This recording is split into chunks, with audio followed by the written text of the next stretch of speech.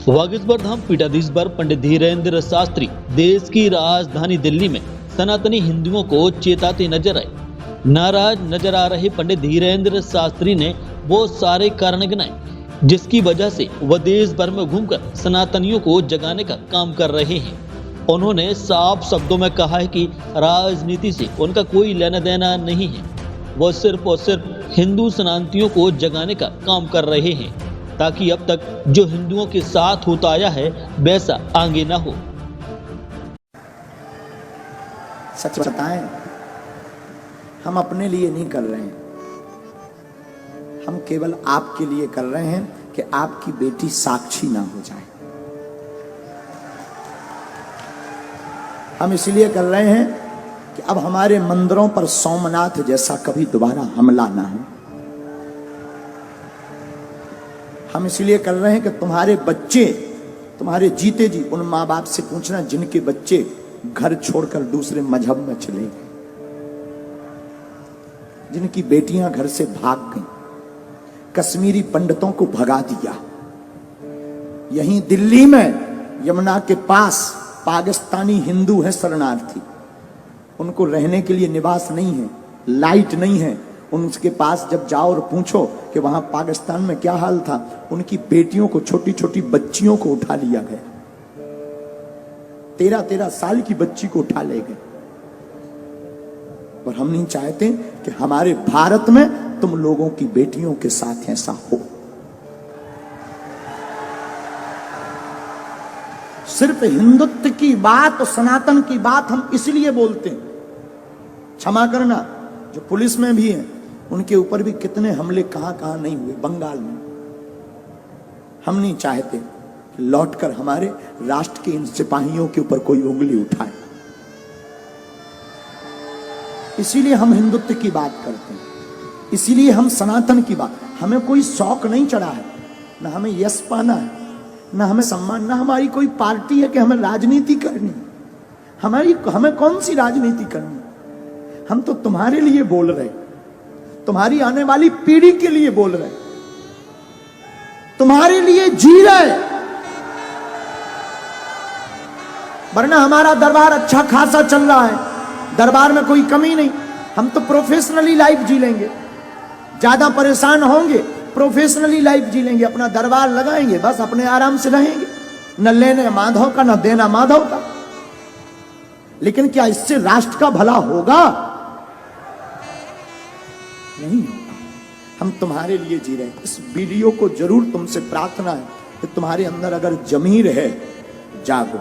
हम ये नहीं कहते तुम सपोर्ट करो हमारा, तुम्हें जहां जो करना वो करो, लेकिन हां, बात जब सनातन की आ जाए तो प्लीज चुप मत बैठना।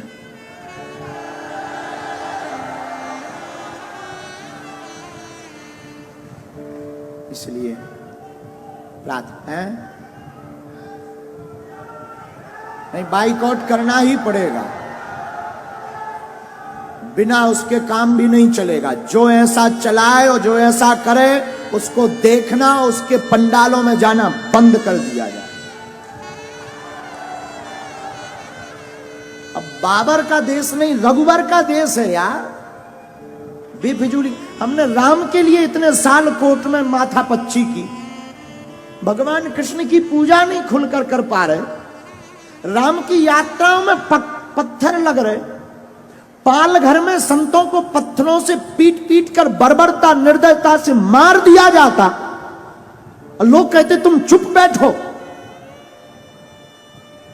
और हां, हमारे बोलने से और तुम्हारे जय श्री राम केवल मोबाइल चलाने से भारत हिंदू राष्ट्र नहीं बनना है। तुम्हें आवाज उठानी पड़ेगी और जैसे को तैसा जवाब देना पड़ेगा। तुम्हें घर से बाहर निकलना पड़ेगा, क्योंकि हम कोई राजनेता नहीं है कि तुमने ताली पीटी और वोट दिया हम चले गए। हम सनातन के सिपाही हैं। जब तक तुम्हारे अंदर जुनून और जोश नहीं भर देंगे, जब तक तुम्हें सड़कों पर तूफान, मंदिरों में भीड़, सड़कों पर तूफान चाहिए, हमें राम राज्य से भरा हिंदुस्तान चाहिए। और आज तुम जवाब नहीं दोगे, कल तुम्हारी कोई नहीं सुनेगा। 5-6 प्रदेश में हिंदू अल्पसंख्यक हो गए, यूपी में भी हो जाओ, भारत में भी हो जाओ। तो अगर नहीं ऐसा चाहते हो तो आओ, चाहते हो तो ठीक है, तुम्हारी इच्छा, हम तो बोल सकते हैं। नहीं चाहते हो, तुम्हारे अंदर जमीर है। हमारे पूर्वजों ने राम के लिए अपने प्राण त्यागे हैं। भारत के लोगों, तुम्हारे पूर्वजों ने संस्कृति और संस्कार और भारत को बचाने के लिए बलिदानियां दी हैं, और तुम इसको थोथा बनाकर गुलाम मत बनवा देना।